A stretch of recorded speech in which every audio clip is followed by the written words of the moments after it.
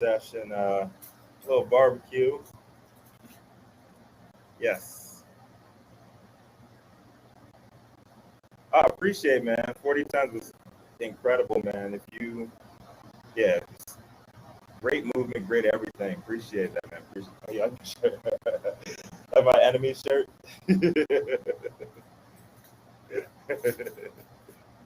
I'm a little bit of a troll. Y'all haven't noticed.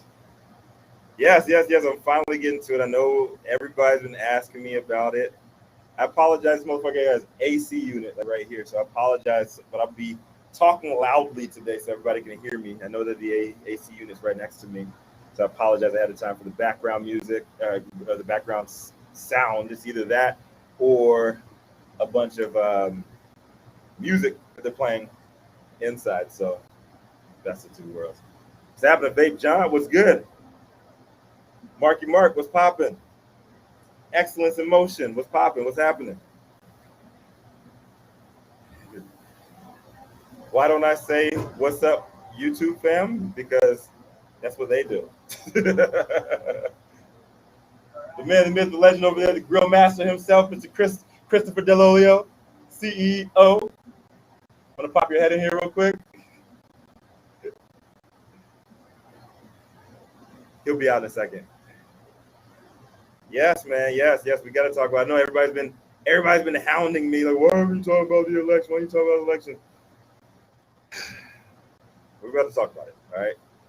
So, yes. Labor Day chilling. I got a little something because I know we're gonna go over 420. So y'all motherfuckers get to see me smoke today. Usually that's not an option, but today it's on. Yes, Labor Day chilling. All right, let's get into it. All right. So today we're going to talk a little bit about the this election, this recall election that's going to have a lot. It's going to have Dyer, you want to say what's up real quick, Chris? Hold on, wait a second. Are you good? I was just bigging you up. The man of the casa, web joint, is strong in this place. All right, so welcome everybody. Rico Lamite, CEO of Canavision One Network Mini Voices, decentralized media broadcast organization. So, daily correspondent for State of Cannabis NewsHour. Every single morning, you can get your daily dose on Clubhouse from 9 a.m. Pacific to 12 p.m. Eastern. And what happens to me and 11 other thought leaders in the industry, we pull the biggest news stories in the industry, we give our take on it, and then we debate on that shit. We bring all the people up from the audience. It's a great time. We're averaging about like 170, 180 people on there daily, and you have a who's who of who's in the industry. If you are kind of curious, kind of serious, you've been in the game for a while, you're OG. There's always great conversation in there. You can always get the high level shit because we're always down to talk about it. And doesn't matter if you're right wing, left wing. It takes both ways to keep that bird in the motherfucking air. So let's get down to it, man. Today, I gotta admit, this Labor Day, I'm a little depressed. Everything I do is rooted in trying to make a better world for my daughter, and leave a better place for the next generation. Truth is, most of our kids are tomorrow's laborers. This is Labor Day, obviously. Just like many of us now, or have been at some point, laborers. This year, for a bit of an emotional and mental health reset, I've decided not to talk about anything except for politics today. So we're gonna talk about motherfucking politics. Everybody's like, oh, the recall is next week, so let's get into it. So over the last year, speculation over federal legalization in and outside of the industry has increased exponentially, but laborers, the most important people, are almost never included in those conversations. Republicans have stayed on brand, making arguments mostly about top-down economics. Democrats have also dug deeper into cannabis as a civil rights issue. You think historical Democratic support for labor unions and bottom-up worker-driven initiatives would make this easy for the Dems. But they've been mostly silent on specifics tied to workers whose lives have been most affected by past legislation. Bringing things closer to home, we're 8 days away from the California Governor Gavin Newsom's big recall test in 2018. A little history lesson for y'all. He was ushered into office by an outgoing Jerry Brown, who just weeks prior to leaving controversially lifted the 1 acre cultivation cap off cannabis grows here in California, opening up the state to mega operators, instantly forcing our brand new adult use industry with infinite potential for small businesses into a perpetually abrasive agricultural class war with little more than lip service protecting the rights of small players and laborers. Known as many as not a big fan, even quoted never using cannabis himself personally, Newsom administration has overseen the Golden State's Green Lane grow to a $5 billion legal super highway of nearly 10,000 active licenses. Along the way, we've seen 280E upheld. Numerous businesses have been raided. And permanent licensure only recently granted to operators following an announcement of a $100 million industry relief grant due to operators no longer being able to afford the excessive taxes while attempting to compete with illicit businesses who pay no taxes. And no clear path beyond provisional licensing. Of course, folks are pissed. Let's look at the most viable alternatives here. Larry Elder, at 30%, publicly criticized federal government cannabis classification. LA City Council for voting to ban pot dispensaries, attacked the war on drugs. He called drug use a healthcare, not a criminal issue. However, Elder's ex-fiance also claimed that he pointed a gun at her last time that he was high. Don't get high and shoot. Kevin, you taking off, brother? Yeah, all right, G. Much love, man. All right, Kevin Paffrath, 13%, took to his website and Twitter to criticize California's fight against the illicit market, claiming 80% of cannabis sold in California is illegal. Maybe. Illegal farms pollute groundwater and steal water from hydrants. California solution: remove 100 fire hydrants from area relying on them to for fire prevention. The governor has not led the effort to decriminalize marijuana. He's encouraged illegal farming and poor leadership in getting legal businesses licenses. Kevin Paffrath is also given some pretty questionable personal wealth advice on his YouTube page. Everybody has their pros and cons. John Cox, Republican, 3%, recommended cannabis consumers' hospitalization is the cure to their substance abuse. He then flipped it on them, saying that he is certainly for medical marijuana, claiming that he's not necessarily demanding hospitalization. ... Jackie McGowan, an avowed medical cannabis patient, saying she's actively lobbied local governments for common sense regulation and permitting since 2014. She's highly critical of Prop 64 over the over-regulating of the taxing of the industry. She says all adults, especially patients, should have more access. Last week, she ran up on Larry Elder in church. Mid-Sunday, if you guys have not checked out the video, please check out that link, man. Like, you don't run up on black folks in church on Sunday, period. And she was calling him out saying, you need to debate me, you need to debate me. It's like, not really the best representation of our industry if she is who is representing us, in my own opinion. This is fucked up. All right, so while most of them said nice things about cannabis, none of them have the executive leadership skills necessary to run the 5th largest economy in the world. Should Democrat frontrunner Paffrath or a long shot industry tied McGowan win, they spend most of their first months figuring out just how the machine works. If it's Elder, he's most likely going to be a lame duck, Trump-loving, ultra-conservative governor in an overwhelmingly liberal state. That's going to be a lot of fun. No candidates have even really spoken about how they'd help the ailing cannabis industry's most at-risk essential assets. On the surface, McGowan may be the best bottom-up candidate. As a cannabis business advisor, she at least knows some parts of the industry, accounting for most of California's revenue and how these parts work.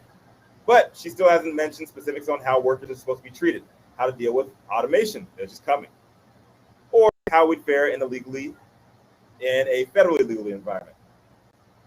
Also, I'm pretty sure that her last visit to church will not end with an uptick in BIPOC working class support. So I actually rolled my eyes when I saw this first story from Normal, this recent article pleading for them to vote no on the Newsom Recall. I'm like, fuck that, I don't follow nobody's rules.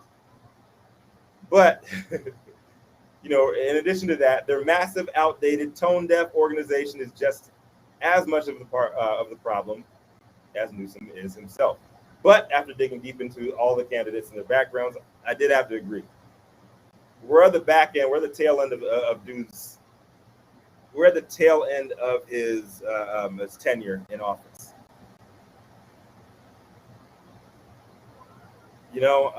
At this point, it might be cheaper to keep him.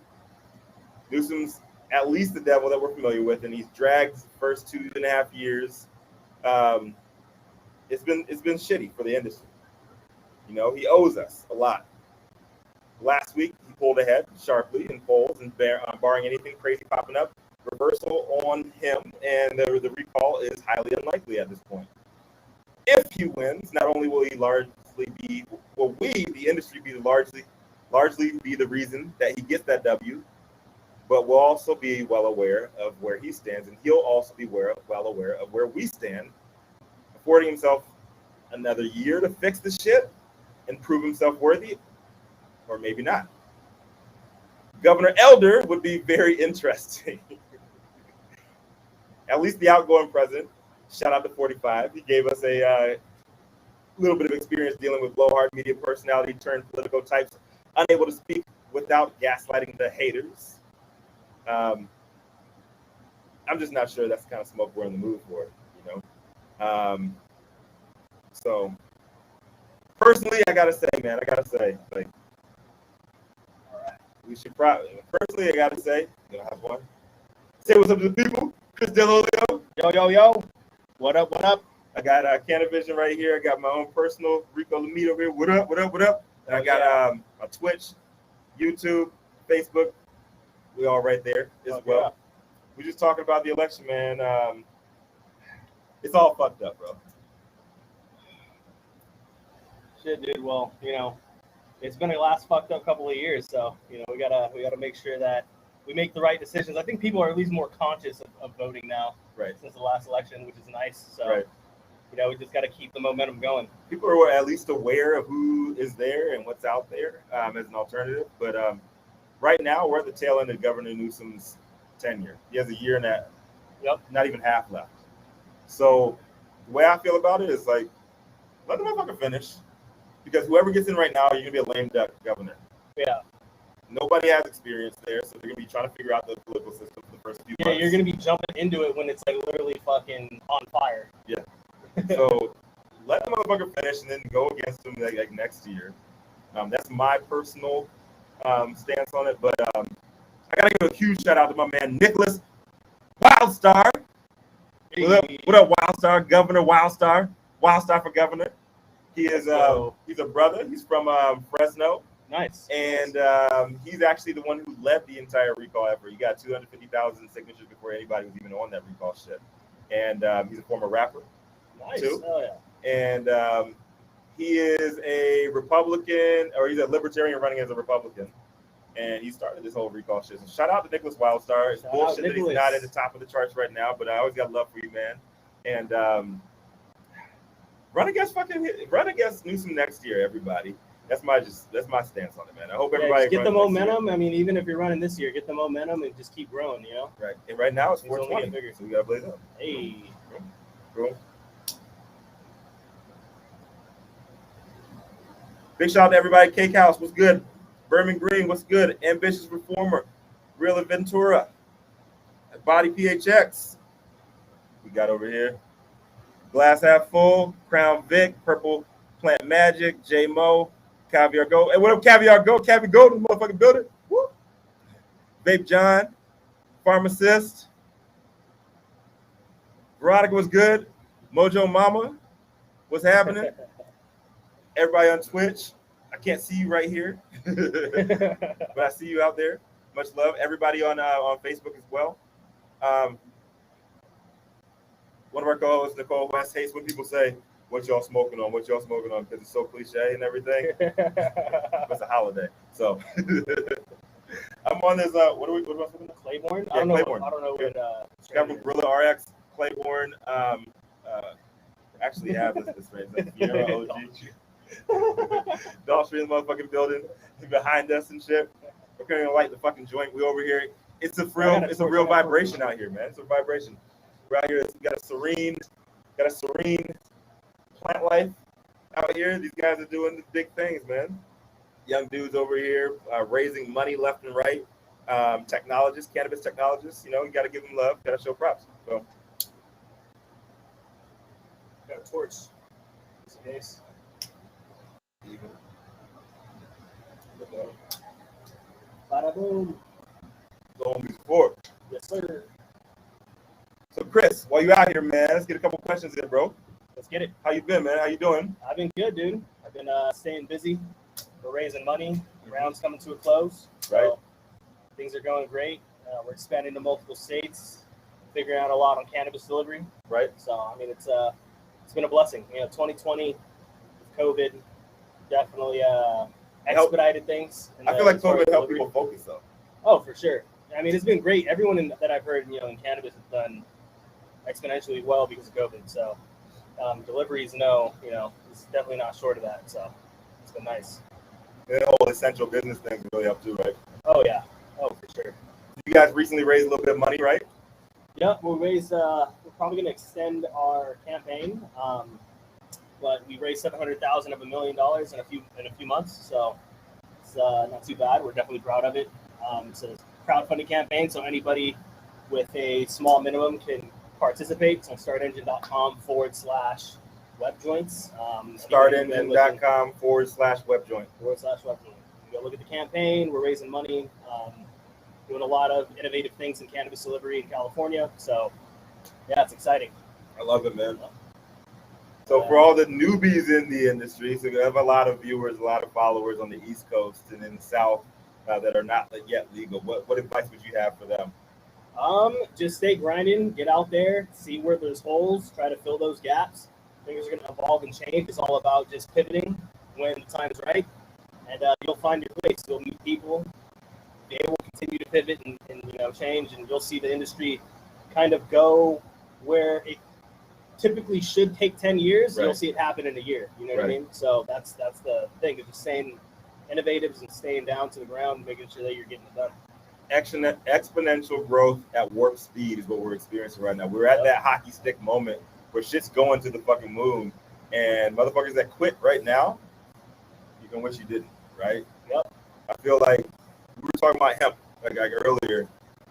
Everything around us can be built out of hemp. All these fire issues that they're having up north, like hempcrete, bro. Like you can flame retardant materials, hempcrete. So much you can do with hemp. So much you can do with cannabis. So much has not been uncovered yet. Oh yeah, all the cannabinoids. Like there's so many products that have certain cannabinoids and this, that, and the other for certain elements, and it probably still has cannabinoids in it that we aren't aware of yet. Right. That are having some sort of effect, or just think of, like, one way I like to think about it is 10 years ago we were still able to get Mexican brickweed on the market. Like now it's like, where do you even find that? You know what I mean? So it's like where we've gone from Mexican brickweed to concentrates and diamonds and vape carts. I can't imagine picking seeds out of my weed anymore. Oh yeah, that's like old school news, right? So it's like, where are we going to go in the next 5 to 10 years? It's just going to continue to blow our minds. So that question from Feasible.w. What's good, brother? What's good? Would you think you can help legal cannabis for Haiti? Oh, wow. And more informed about that plant. You have some info on Haiti? I don't have any info on Haiti. Or I don't have too much info on what's going on outside of the U.S. because that's really where delivery is prominent. But, I mean, I know in the next 5 to 10 years it's really going to start becoming more of an international thing. It's all about logistics. Oh, yeah, for sure. Right? Why do you fucking think Uber's never posted a profit, but they're worth like $60 billion, man? Like, logistics. It's all just. Why do you think Amazon is a multi-trillion-dollar fucking company? Yep. Logistics. Exactly.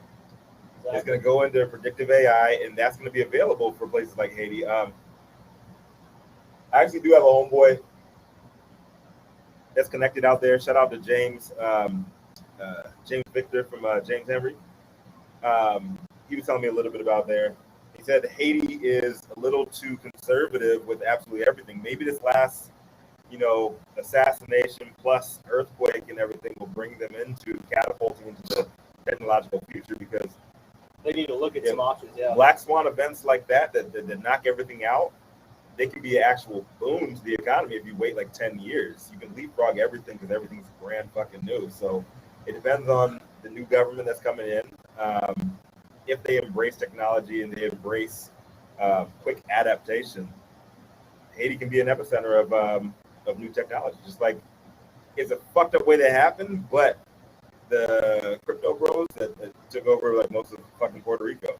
Yeah. It's fucked up the way that happened, the tax burden, all that shit, tax shelter, and but they brought so much fucking wealth. They brought so much development out there, and they're able to leapfrog like after Hurricane Maria. Yeah. Fucked up the island. They're able to leapfrog a lot of technologies down there. Oh yeah, it's like it's a good ground zero for infrastructure. Yeah. When it comes to that. It's fucked up how this shit happens, but it creates opportunity. It does. Yeah. There's always opportunity in chaos. So there's opportunity to be had. It just depends people what the Haitian government wants to do, what they decide on doing going forward. So we got no control of that. If it opens up, man, DM me and we'll stay in touch and let you know what's popping. Opportunity. So all right, I'm gonna head back inside with the appreciate crew. you. I'll catch you in a minute, Chris buddy. Delolio, where can they find you, All man? right, Where guys. can they find Y'all you? can find us at webjoint.com. If you want to check out the campaign, it's startengine.com/webjoint. My personal Instagram is webjoint.ceo. Real easy to remember. And yeah, shoot me a message if any of y'all have a question. Much love, man. All right. Young fucking genius. Yes, sir. Sees through walls right here. Nightcrawler. Appreciate you, G. So, y'all heard it first from the boy genius himself, Mr. Chris Delolio, good friend of mine in the industry for a long time. Just over having a few burgers, talking a little bit about future of cannabis, where the industry's going. They've really expanded operations exponentially over the pandemic, and we want to talk more about that. Talk about people says we talking about it out so fast. I'm working on technology. Yes, if you're in the technology side, man, opportunity is damn near limitless because they're going to shift over to cannabis eventually. Period. Everybody's going to have to on some level. So if you're a technologist and you create platforms that are able to communicate properly along the entire supply chain with government, whatever systems they put in, you can really do some damage. You can work with everybody.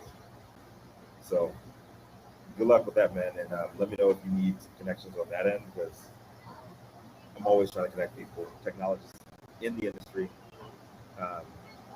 folks who want to actually invest in that, you know, whether it's monetarily or by barter. There's like a lot of folks that want to partner with more Black technology. So that was good.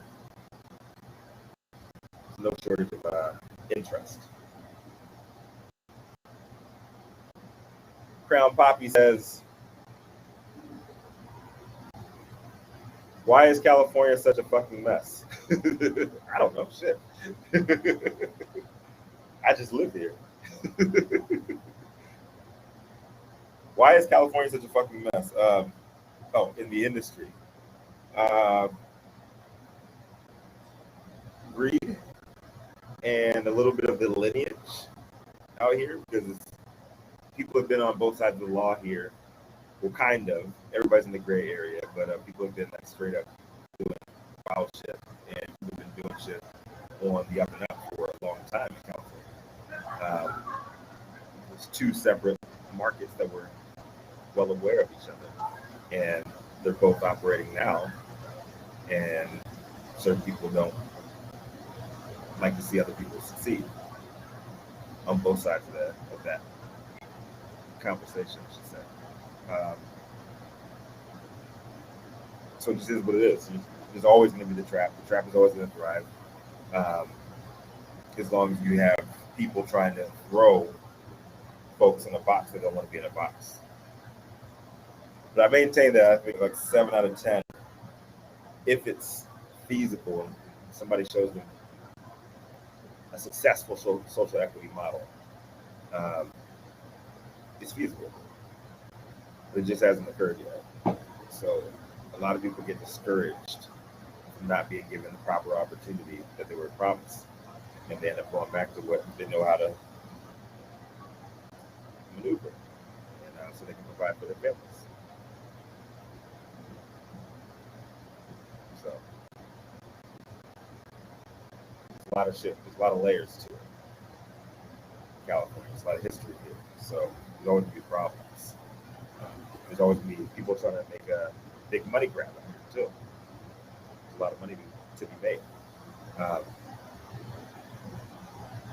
Yeah, it's sad, but I think it'll be a long time before California gets its shit together. I don't think there's like one root source of why it's so fucked up. So.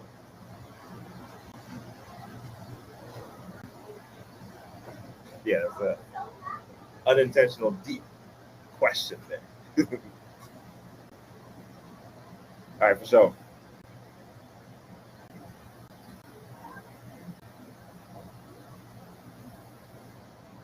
Elixir Masters says,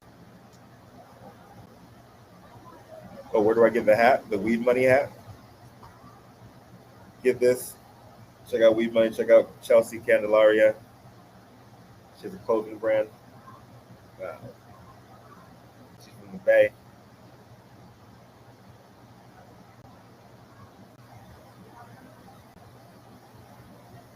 Mm-hmm.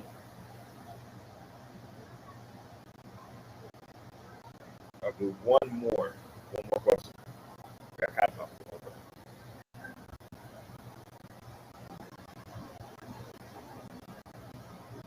How you doing, brother? Hold on 1 second. Let me put you on there. All right, can you hear me? Can you hear me? What's good, brother? Pretty good, man. Taking it.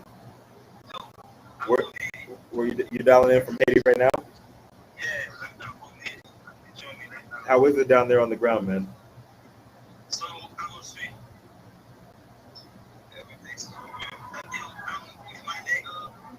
What's good, brothers? I got my Haitian brothers in the house. What's good, man? Where you from? Where you from in Haiti? What's going on the ground down there, brother?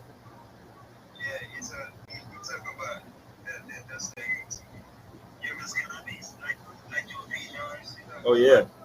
What y'all got? What cultivars are y'all working with? What strains do you got? What strains are popping right now? Let me show you some. And then we try to make up legalize it. We try to. It's a big opportunity. It's a huge opportunity in Haiti right now.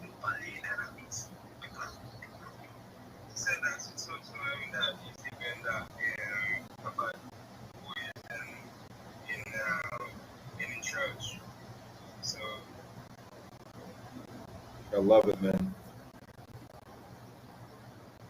What kind of strains are you guys working with right now out in Haiti? I think you. There you go. You back. What strains are you guys working with out in Haiti?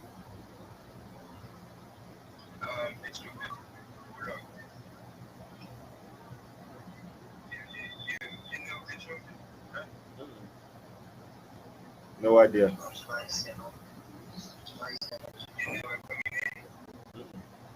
I can't understand you.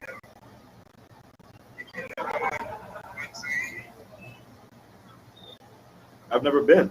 I need to go.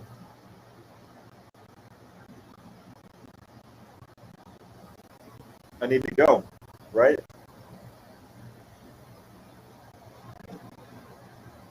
No, please tell me.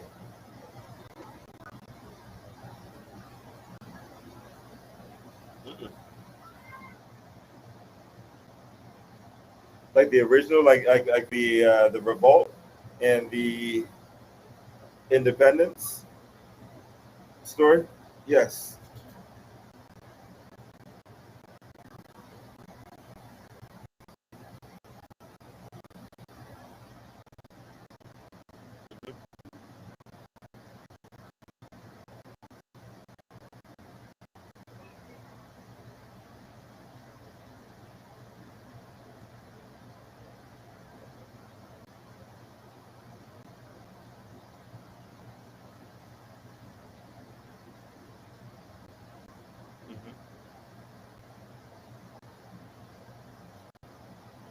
I would love for you to educate me more on the subject, because we were sheltered from that information.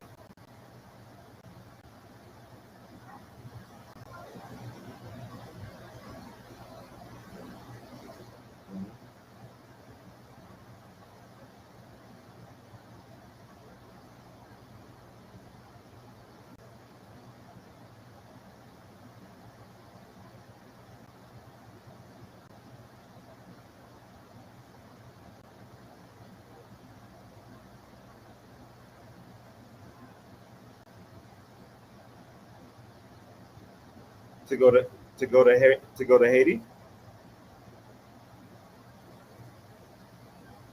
Oh, to their goals.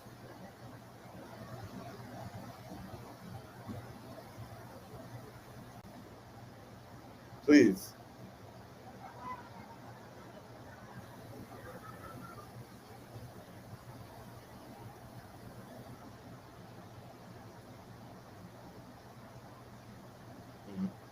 You guys have like original strains?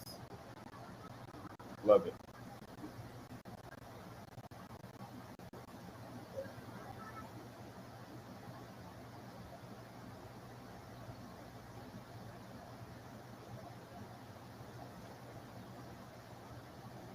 I can dig it.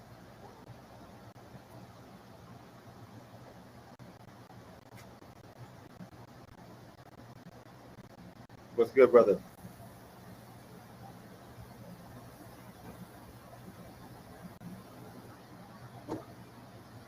Just DM me, brother. I'd love to learn more. We can explore all this shit. I'd love to help you with that. We just sing a little bit more. Want them? Sure. Yeah. Where'd who come from? My grandparents came from Martinique,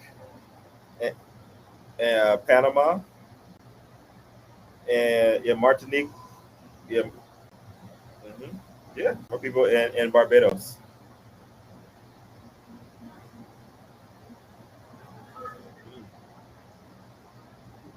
Mm-mm. English, Spanish, a little bit of French, very, very little.